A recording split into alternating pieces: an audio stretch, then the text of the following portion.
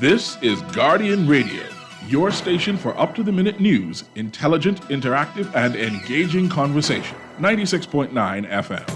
The views and opinions of the hosts and guests are their own and do not necessarily reflect the position of the management and staff of Guardian Network.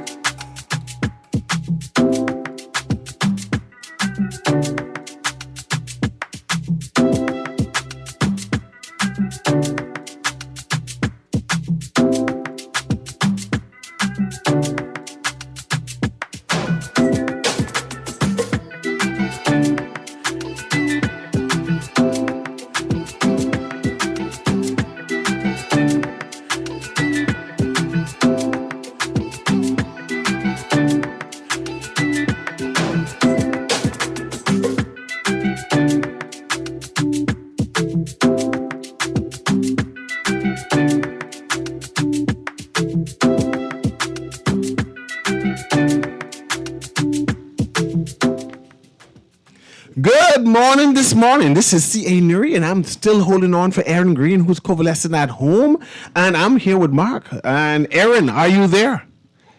Yes. You're on this morning. Yes, it is on the clock. It is Tuesday, the 21st of March, and on the clock we engage organizations, institutions, social and cultural leaders, and ordinary people to better understand the impact of public policy, private sector development, and emerging social and consumer trends. On the clock, we have conversations that help us to understand and navigate a rapidly changing Bahamas. And of course, I do that introduction, just introducing Erin, and then she comes in and do all of the housekeeping. But we have some special guests in today. So I just want to welcome Erin so she can start her show. Go ahead, Erin.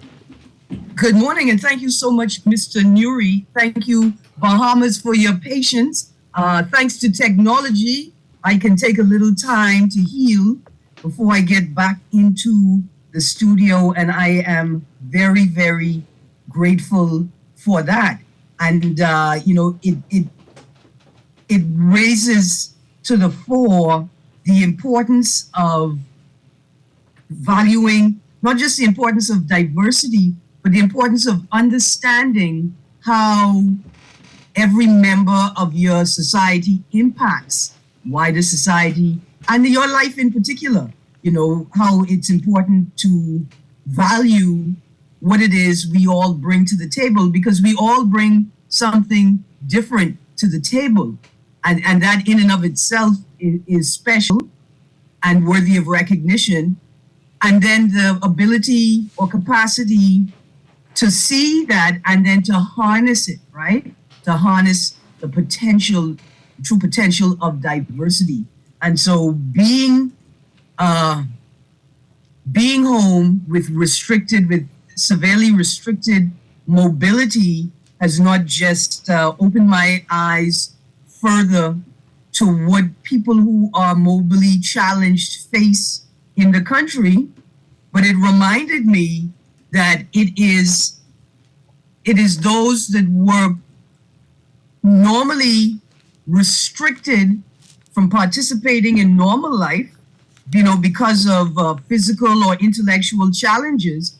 It is those people that showed us how to navigate the pandemic, right? It is the solutions that they have derived for themselves that we were able to adopt and use to make our lives run as smoothly as possible. And so while I am very sad and frustrated that I can't come into the studio, I am grateful for what this time has afforded me, right? And that's time to reflect on the ways that I can continue to contribute to society, even though I am injured or, restricted in some ways. And then also to remember that my value as a citizen doesn't depend on what I contribute to society or to the country or to the government. My value as a human on the planet doesn't depend on what I can do for others, right? On what I can produce. that I am here is sufficient and is significant, and so I'm grateful for that time, even though I can't touch road and go gallivanting right now. Again, I want to say thank you to Mr. Dury for supporting me in my recovery. Thank you very, very much. I couldn't do this without you. But I also want to introduce Mr. Mark Palmer. Good morning, Mr. Mark Palmer. Good morning, Erin. How are you? Are you reflecting? It's good to hear your voice. Yeah, good to hear you too. And get well soon. Yeah, man, absolutely. Absolutely. Today is Tuesday, which means it's a World News Tuesday. And after we finish talking with our guest this morning, Mr. Palmer, I promise you we're going to get back into the world news spirit. There's lots to talk about. But joining us this morning are members of the Bahamas Down Syndrome Association to remind us of the important space that people with Down syndrome hold in our hearts, our homes, our community, and our country. And so on this 18th anniversary of World Down Syndrome Day, it's my pleasure to introduce our guest, Ms. Betty Taylor, President of the Bahamas Down Syndrome Association, Dr. Tanya Roca Davis, Physician Consultant with the association, and Shani Ambrista, also a member of the association. Good morning. Morning. Morning. Morning. How is everyone? Great. Fine, thank you. Awesome. We Awesome. are blessed. Awesome. Thank you for joining us this morning. I'm excited to have you guys with us today, even though I can't be there. I have my own challenges this morning, and the people won't let me escape the house. But I'm so glad that you're here with us to talk about Bahamas Down Syndrome Association and what you guys have on the table for World Down Syndrome Day. And it seems that she got disconnected, so we'll continue the conversation. I want to know more about the association in general, right? When it was established, what is it that you do, and how do you engage the community? We started basically in 2005. And somehow we got separated and we break. And we started again during the pandemic. We started with a WhatsApp group because, you couldn't meet and all of that. And now that we are open, last year, we celebrated our first World Down Syndrome Day together after the pandemic. And now this year, it's bigger and it's better. Usually, when you speak about the pandemic, it tells about a separation where things fall down. It's amazing to know that you reconnected when the world fell short and stopped and paused for a bit. But before I go into detail, what happened? Why there was a tarry a bit because everyone knew about the association, and for a short while, people said, "Hey, where did you go?" Well, it's a conflict with personalities. I understand that happens. So, that happens. But we're moving forward now. We're moving forward now. We're moving forward. So how does the association celebrate? And as we wait for Erin Greene to be reconnected with this technology, I want to appreciate the association and appreciate its membership and exactly know what the organization does for support of that community. We are, right now, this is our biggest celebration. Okay, it's going to be big. Right, this is big. Bigger than we thought. And we are celebrating with these colorful socks that we sold, and we are trying to make a profit from by selling the socks so we can start a center for our young people. We have a lot of them, like Shani, who's at home, stuck at home, but would like to be out with her friends. And so we are hoping to start a center, and then a little bit later, we would like to start a preschool for our children. Right now, it's easy to get a child that has Down syndrome in a regular preschool. So the parents don't have an issue with that because they can be in an inclusive environment when they're small, but it's when they get into those teen years, nowhere to go. Or when they finish Stapleton, there's nowhere to go. My son went to Hopedale, which is a private school, Yeah. and you realize, what am I going to do with him? So who makes up the membership of the association? It's just parents inside? Parents, and we have a few advocates with us we have a few, even a special ed teacher that just joined our group. She don't have a child, but she's willing to work with us. Okay. I'm going to jump in because Erin is returned now, right? But I need contacts because a number of persons already texted me and say, hey, I need the number now. So let me start off with that and Erin can jump in and continue the conversation. So how do we get in contact with the association so those who have children and adults, children who need assistance and support can get in contact with you? Well, right now it's more support. Okay. Because we're trying to generate funds so we can assist. Yes. But right now it's more, because if you don't have support, it's a rough thing.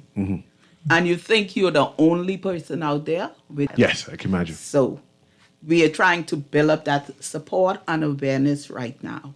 So you say you have a WhatsApp group. How Yes. does one get access to that WhatsApp group? Well, they can call me 544-2140. 544-2140. Betty Taylor. Betty Taylor. Erin, are you there? Yes, I am. Continue. Go ahead. All right. And on the question of resources, do you have support groups or peer groups for parents and for young people and adults living with Down syndrome, like where people meet once a week, once a month? Well, we are getting there. If you remember, we just come out of a pandemic, so we meet once a month, the second Saturday. Right now, we meet at the Shirley Heights Gospel Hall, where we have meetings. And tonight, we're getting together right there to have a celebration of World Down Syndrome Day. And can you tell our listeners where that's located, where that It's church is on the located? corner of Mount Royal and Madeira. The pink church that everyone passes but don't know this. It's right there. Mount Royal and Madeira. And we're about to celebrate World Down Syndrome Day, right? Today. We are celebrating it, right? I want to know about the events. What exactly are we doing and how can we participate as a You community? can wear colorful socks. You know, sometimes, like, if we put on our high shoes with the colorful socks, everyone's going to be looking at us like, is she okay? But if we see them staring too long, it opens a conversation because we can tell them about why we are wearing the socks. We are wearing the socks because the number 21 chromosome, when you look at it under the microscope, that's the chromosome that causes Down syndrome. It looks like a sock. So in 2012, the United Nations decided to celebrate the day. So we are joining the whole world in celebrating World Down Syndrome Day. So for somebody who's ignorant about Down syndrome, it is just a chromosome. That's a difference in chromosome. What it is you have 23 chromosomes from your mommy, 23 from your daddy. That when people say, boy, you look like your daddy, you look like your mommy chromosome. The person with Down syndrome, you have 46, 23 pairs. The normal person has 46. The person with Down syndrome has 47. And so the number 21 chromosome, instead of splitting into 2, it splits into 3, not total split. Oh, wow. And so that affects a lot with them. Heart, speech, a lot of stuff. The doctor can tell you all of. So can somebody with Down syndrome lead, shall we say, a normal life? You know, what would we consider a normal life? With training, because my son is working. He Right. works at Tops Advert. Oh, yeah, I've seen him, yeah. Okay. Yeah, I've seen him there, right? Yeah, okay. So let's go to you, Dr. Roka Davis, right? Just to explain Down syndrome again from a technical medical term and how prevalent it is in is it affecting Bahamians in general? So Batty broke it down really, really well. So it is a genetic disorder, meaning it's at the level of the chromosome. As she stated, we all have 23 pairs, so 46 chromosomes. And what happens, like she says, it's an abnormal division of cells that occurs, and so you get an extra copy of the chromosome number 21. So persons with Down syndrome, that extra copy of that 21 is responsible for all of the characteristics that we see. So with Down syndrome, you may notice just by looking at a person. So you may see a flattened face, in particular flattened around the nose bridge. They may have like slanted eyes that slant up, like almond-shaped eyes, and they slant up a bit. If you look in the crease in the palm of the hand, there's like a single line across. That's one of the characteristics of Down syndrome. They tend to be shorter in stature, may have a large neck. The head could be small. They have like a broad-based feet, and their hands and feet tend to be small. So they can lead normal lives. It's kind of so they may do things slower than everyone else, but they do catch up, and they really can, develop in society and be integrated into society just as anyone else. They're quite capable. And what was the other part that you had asked me? Oh, in terms of statistics. Yes. So, of course, we don't have a lot of data collection on that here in the Bahamas, but in the United States, there are about 6,000 babies born every year with Down syndrome. It works out to be like 1 in 700. So that's the statistics that we have in the United States. I wanted to know, I see we have a caller who wants to engage you. No, that's not a caller. I wanted to know how early can you detect signs? Well, from in the womb, from before the baby's born. So I'm a prime example. My eldest son, his name is Tristan, he has Down syndrome. So they're able to do tests while the baby's in the womb, at the genetic level, and they're able to tell you from like 5 months or so, you're able to know that, hey, this child will be born with Down syndrome. Just to mention some of the other things too, I know you had asked, like complications. These kids, they're, I guess, high risk, or they have a high tendency to have cardiac issues. My son was actually born with a huge hole in his heart.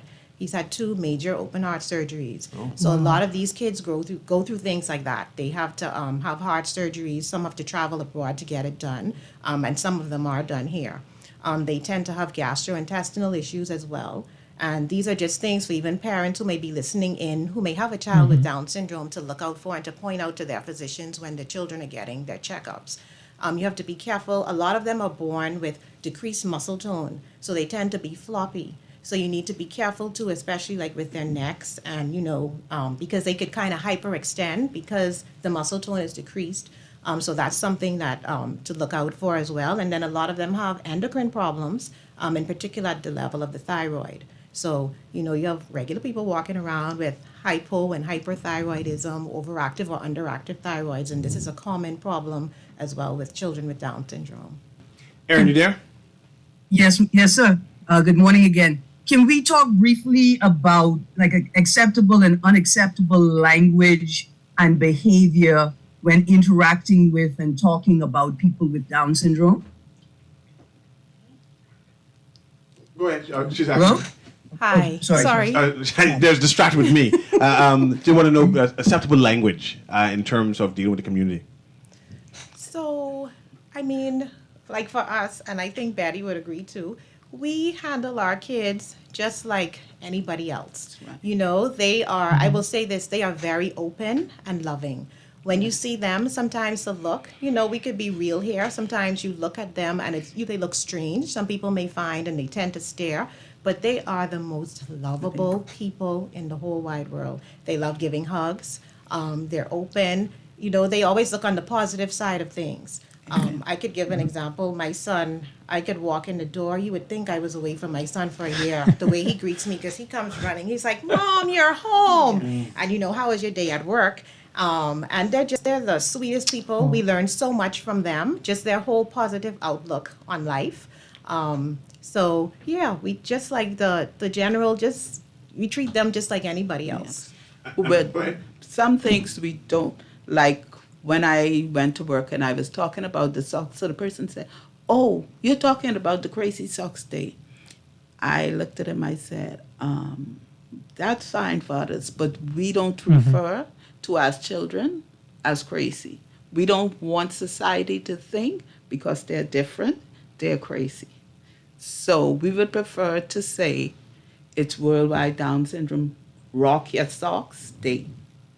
So he said, okay, I understand. And it's amazing. A lot of people, two of the young ladies that I work with, said they had never heard about Down syndrome until they came into the office. So that is our fight to make the awareness Became as aware and alert. right of what. And they can function in a normal society. Let me tell you, I wouldn't trade my son in the world. I've been married for 37 years, and my husband could never give me as much flowers as my son gives. He go out in the yard. When I walk on the yard, I see weed that the gardener need to take up. He see flowers for his mummy. So he comes in with a handful of flowers that I have to put in water and let it sit there. So Absolutely. Now, I heard you reference Miss Shani Ambrista. Was she able to join you in studio this morning? She's here. say, yes, I'm here. Yes, Good- I am. Good morning, Miss Ambrista. How are you doing? Fine, thank you. How are you? I am good, thank you. Even though I'm stuck at home, I'm glad to have you in studio with us this morning. Yes, Could I ask you a few questions? Like, if you have an opportunity to speak to the Bahamian people, what do people with Down syndrome need from society? You know, what do you want when you go out into your community?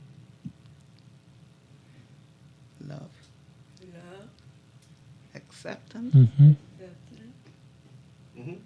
acceptance. I see you got to come pull the mic closer. But what do you do for fun? I'm just going to make it more simple. What do you do for fun?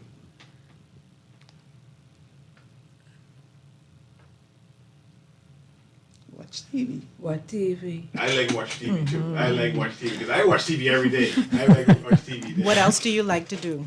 I like the color. Like the color? Yes, sir. And what else?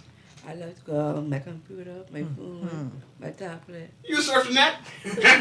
Not just surf the net. I like that. That's great. That's great. That's great, man. But go ahead, Erin. No, that's I love it. Thank you so much, Shani. And it's important because this year's theme is with us, not for us, right? And so it's important for us to understand what you want and what you need because we're doing it with you, not for you. And it's our job to help you establish what it is that, and to support you and your family and caregivers. So tell us again about the event this evening at Shirley Heights Gospel Hall. What time we need to be there, and what can we bring with us to support the event? Okay, we are having a recap of the month at Shirley Heights, and we are trying to get all our people involved so they can come out and have a fun evening. What we are going to do is we're supposed to have some pages there with socks and hearts on it that you're going to color in. Okay. And I you're like the gonna- coloring competition. Okay, so bring your crayons, bring your marker, highlighters, and color in and then we want to post those on the worldwide International Down Syndrome site from the 242 to let people know that we are involved. And this is an open invitation for all the Bahamas to come. These are all the New Providence to come? Or this is for special? This is special. Oh, okay. So that means I can't come. Okay, a special invitation to Erin. But in Cecil, terms of fundraising, You better come pick me up. I can pick you up. I can come pick you up. We can crash this, Erin. We can crash this. We may not be able to enter the competition.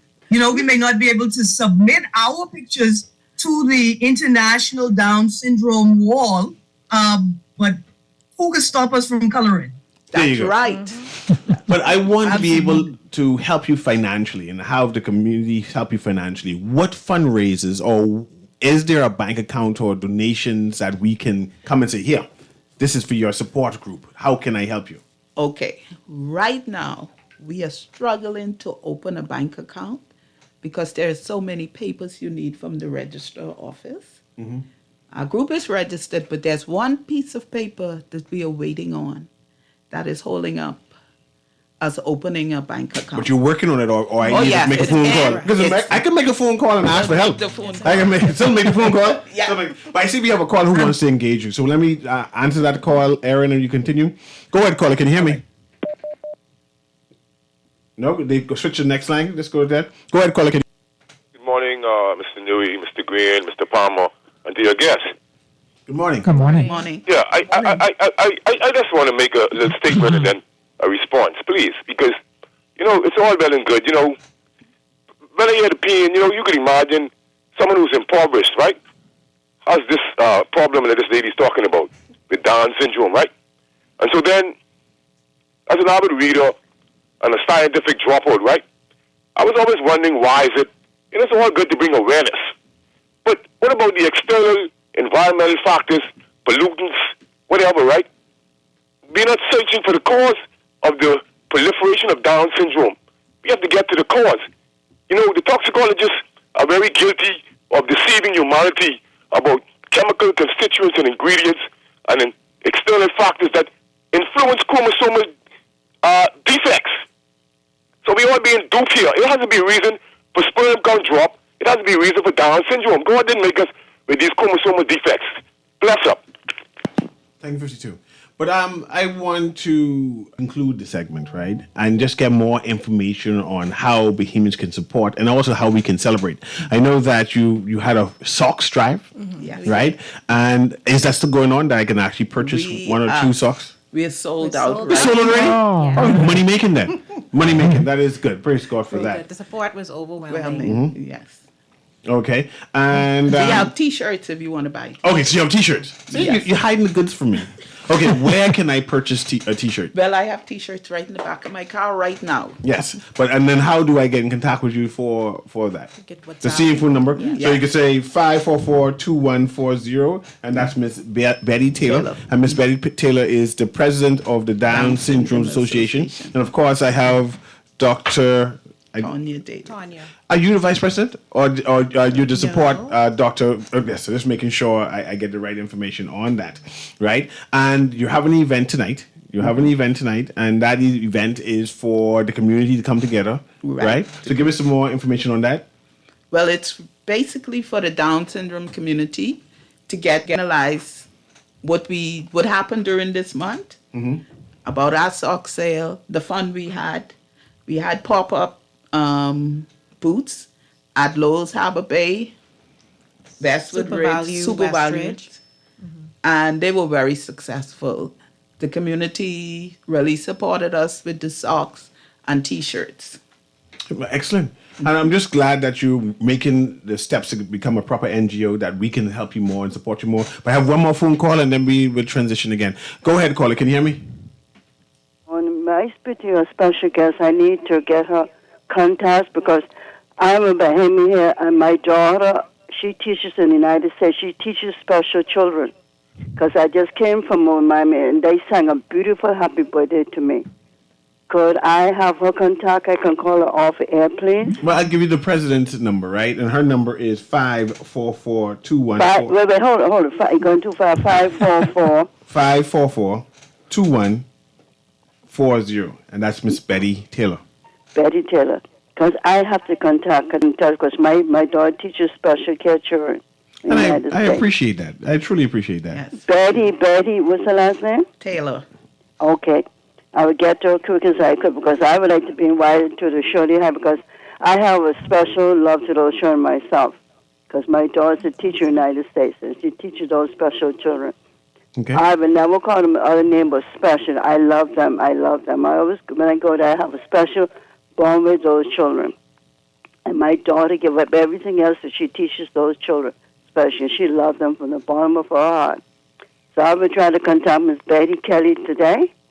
Taylor. Taylor. Yes, definitely. Yes, because I like to come to because I just came back from Miami. I didn't know what was going on today, a special day. I already have my beautiful socks to put on. Good. Awesome. So we can call Betty Taylor and she can conclude with that. Okay, Go ahead, thank Erin. you so much. Have a blessed day. Bye-bye. Yes, ma'am. Too. Absolutely. Just before we leave, I wanted to mention to the audience that today is the 12th World Down Syndrome Day Conference being hosted by the United Nations. And you can connect by going online to media.un.org. That's media.un.org if you want to connect to the 12th World Down Syndrome Day Conference. And just before we go, in my research last night, I found the Grand Bahama Down Syndrome Society. And I wanted to ask, is that still operating? Do we need to support them re-initiating? And are they a part of your network of organizations? Yes, they are still operating. They had their socks drive. Kelly's in Freeport was selling the socks for them. We sold out of our socks so quickly that we had to take some of theirs. Thank you, Grand Bahama. Yes, thank you very much, because it was a big support. And Doc, how do I get in contact with you? In terms of... Okay, so you can find me at the Family Medicine Center on Blake Road, and the number there is 702-9. I just want to make sure all the numbers out, just in case parents want to get in contact and get information. But we're going to take a quick commercial break, and we'll be right back for the next segment. And thank you very much for coming by. And I'm excited to take part with all of the activities and to know more information on it as you have that transition into be solidified again. But it's been On the Clock with Erin Greene. This is C.A. Nuri holding on, and we'll be right back.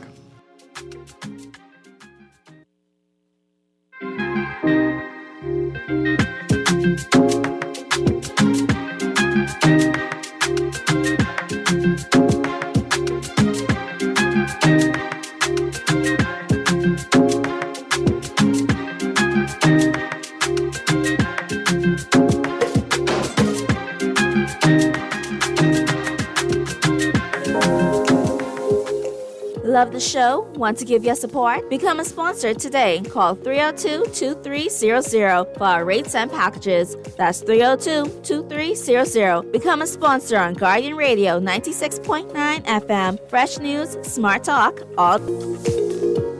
The new Guardian Radio app is here. Listen live to all our Guardian Radio shows and live video stream select programs in our studio. Get information about Guardian Radio shows and our hosts. Send messages including text, email, and even call. All from our amazing new Guardian Radio app. Download it free today in your App Store for your Apple device or Play Store for your Android device. The all-new and improved Guardian Radio app. Beulah, gal, can you believe this? We are now the patrol queens of the neighborhood. We now large and in charge. So we need to check out what's going on in everybody's yard. What about that gun that we know that Junior and his homeboys just ran out? Can we report that too? Of course we can. But we could be in deep trouble if they find out. We need to report what we see, Beulah. When you call Crime Stoppers, they just answer your call in Miami. So then we can report everything? Guns, where they hiding the drugs, who shoot who part of which gang, or who disturbing the peace with the loud music and the motorcycles. Then our neighborhood will be the best in the Bahamas, and everybody go want come live here. And then our house price will go up, gal. So if you see something, say something. Let us all pitch in and stop the crime before it's your time. Call 328-8477 from Nassau or 242-300-8477 from the Family Islands. Or text us through the Crack Crime Bahamas app. Stop the crime before it's your time. This is Guardian Radio 96.9 FM. Fresh news, smart talk, all day.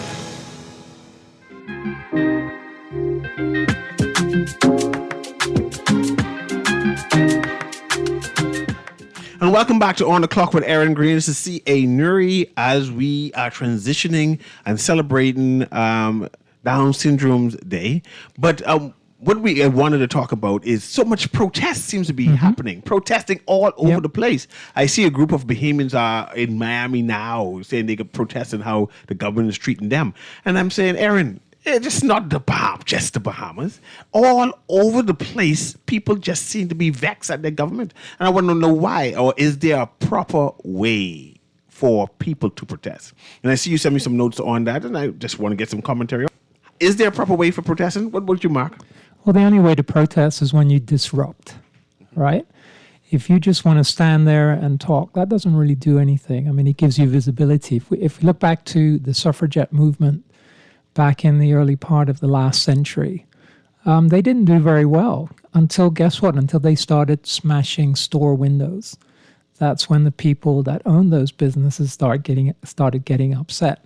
And that created the pressure and the pushback. So, when we look at the history, you have to actually make some noise. You have to make some real noise to be able to affect change. But no government likes protests.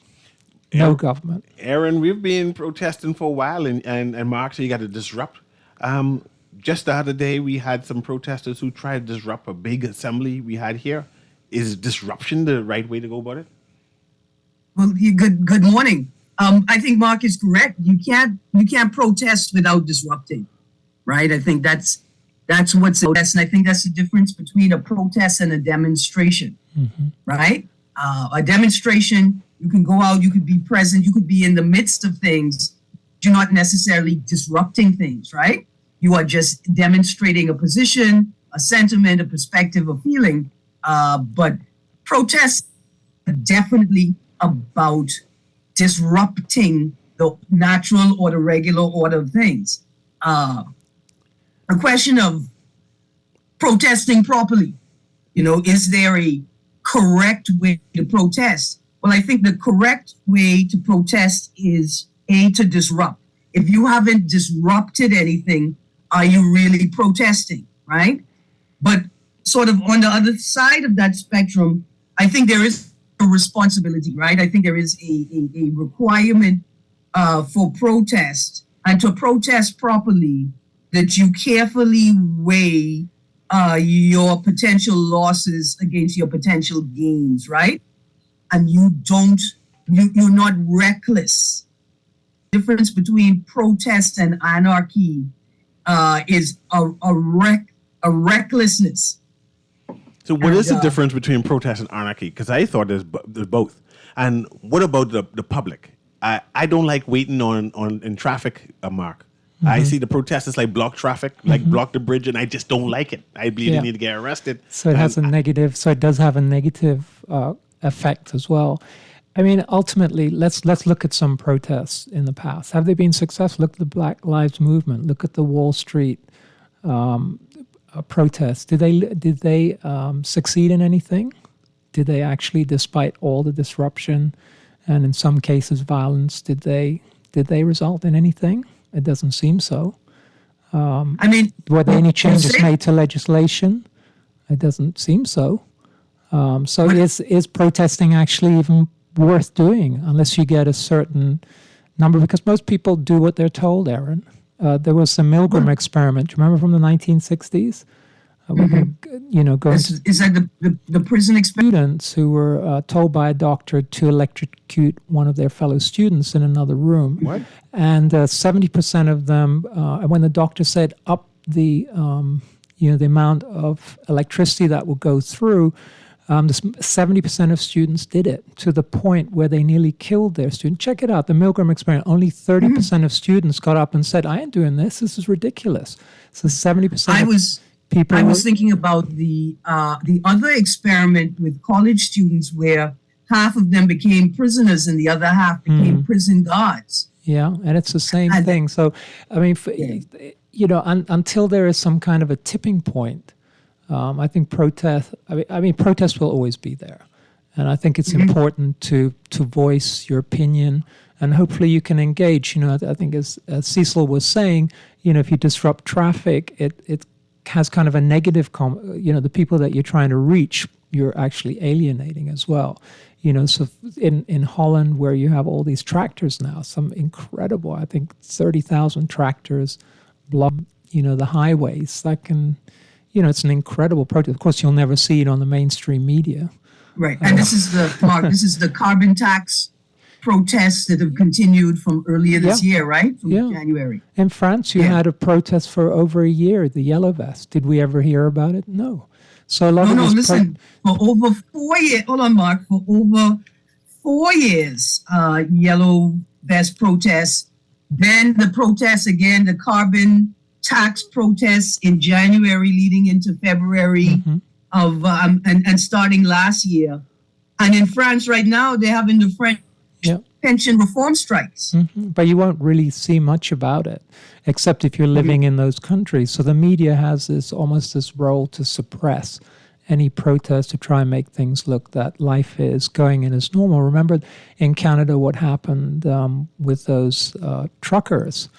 That was a huge protest, but I speak to people who have never heard of it. I mean, it was it closed the country down, but most people have never heard of it because it was never. I think you shared some statistics. There are an incredible amount of protests going on around the world, and I think it's an important part of democracy. And you mentioned democracy. I will ask you this: should governments make space for protesters? Of course they should, but they don't want to. And I ask you that again, making reference to our recent protests, right? Where it seemed as if our government, our authorities, did not want protesters involved in their. No, they don't, and it's kind of curated as well. There's certain protests that I'm sure that the government have no problems with, and that's why you have the police force or the commissioner of police then signs off a protest. But if it's a protest that is inimical to government interests, are you going to get your approval, your permit? And so there's a process that stops that. And if it's not, that, and so we had those protests, like you say, at the CARICOM. Yeah, CARICOM. And people felt the only way they could do this is because they were a permit to be able to protest, that they went ahead and did it. I mean, I'm not in their heads, but I'm assuming that was one of the reasons why they did it. I mean, that's interesting because we talk about creating a space for protesters. What I gathered from the situation is that the application wasn't denied, but conditional that they changed the venue of the actual protest, right? And we see protests around the globe. A space is made available to protest. It's not, and then the state begins to disrupt the protest. Okay, you could protest, but not necessarily in the space that you would wish to protest. We will curate a space for you to protest in. Another way that protests get disrupted is very simply by confusing the message, right? Which maybe ask the question, is there a right or wrong way to protest? Well, an important part of your protest must be that your reason for protest, what you intend to achieve by protesting, they have to be clearly articulated to the wider public, right? Otherwise, you end up not just disrupting, but you end up frustrating people to the point of negating their participation in your issue. But if people understand why you're protesting and they understand the intention of the protest, right, then people are more likely to deal with the disruption or the frustration, right? They're likely to go along with it. Well, And we did have a history of protests here in the Bahamas. I know going back to the 50s, 60s, but in our recent history, remember We March? That seemed to have been very effective. That there was one major protest, and I believe the government backed down on something that they were proposing to do, and then they say what? They remember the We March. Oh no, we remember the We March. Yeah, but the part about it being or the government actually. Well, I do remember, and this responding by capitulating on an issue. There was nearly a second march. Remember when the Attorney General posited, and I forget exactly what she was suggesting happen, and then there was a threat for another march, and then the government backed down. I can't remember the exact. I'll have to go back, but it seems to be stuck in my mind. That's an interesting reading of it, Mark.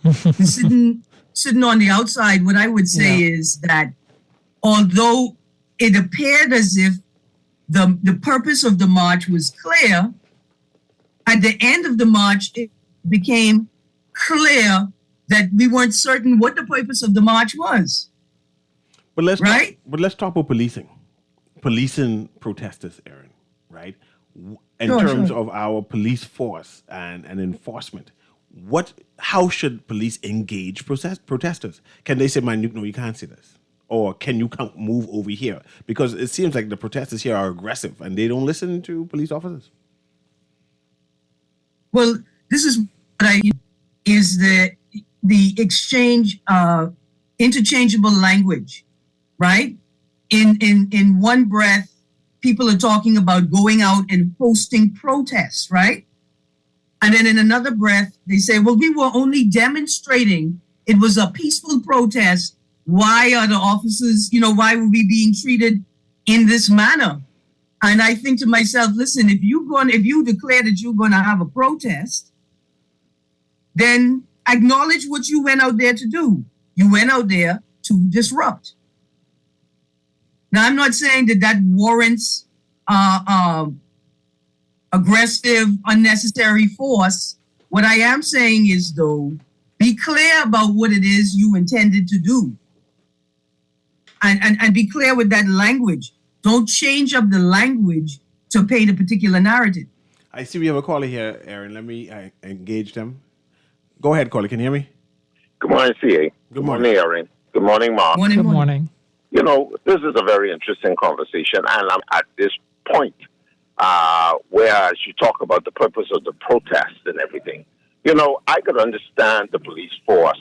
In fact, from my understanding, even upon application, which I don't really see why people need to apply to protest anyway, because it's our democratic right to do so. However, to so-called apply just to notify the police force of what the intent of the protest is all about should give just the police the ability to ensure that no crime is being, no physical crime or crimes of damage is going to occur, or if there was the incident of that, then they are there to then take the law into their hands and arrest those persons. But to try and stifle the right of democracy of a people whose inalienable right is to protest, is to assemble, is to have freedom of speech and movement. I mean, there's a very thin line here that is being blurred. Persons, according to the perception out here, honestly, the police force has been used on a number of occasions to try and stifle the rights of people who have the inalienable right to do these things. So, I think, as you so rightfully said, Erin, to know what the true intent or purpose is of that protest, a peaceful protest, should not have ended up in the manner that it did, whereas persons were injured by law enforcement who is there to protect and to serve. So there was an injustice in the public domain that seems to have occurred, that yet our officials have yet to positively respond on why these actions were taking place. And my last point here is, we have certain persons in our political domain who seems to enjoy calling other members of other potential or existing political parties as fringed, or as if they don't have a right to exist. But I'm going to tell you, it's a very dangerous thing to do as it pertains to democracy. This is the right to form a group, as long as the group abides by the laws as prescribed by our codes. And we just have people that just enjoy to play political party politics instead of looking at what is the fight that the people are bringing to the forefront to justify and also to protect even their rights. The people who are even against these people, their rights, the possible infringement of their rights going forward.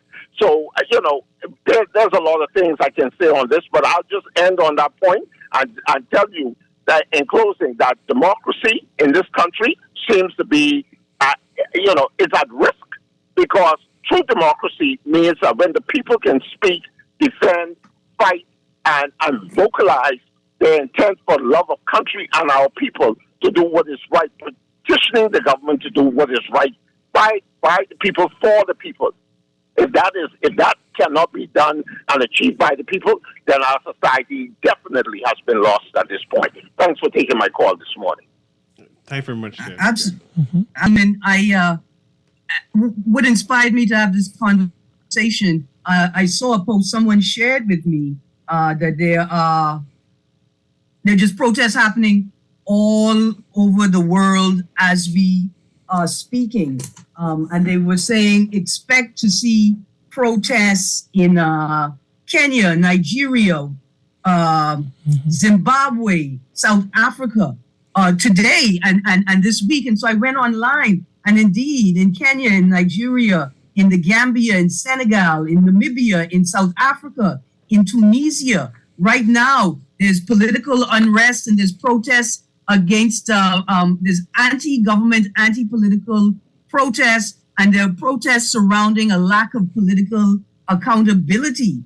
And then we turn to France, and these guys are about, on Thursday, they're going to have their 9th official national day of striking. And that's a big deal in France. The streets of Paris are burning. And so I found the global protest tracker, and protests taking place across the globe as of the 7th of March, 2023, ranging from 100 people to 1.2 million people.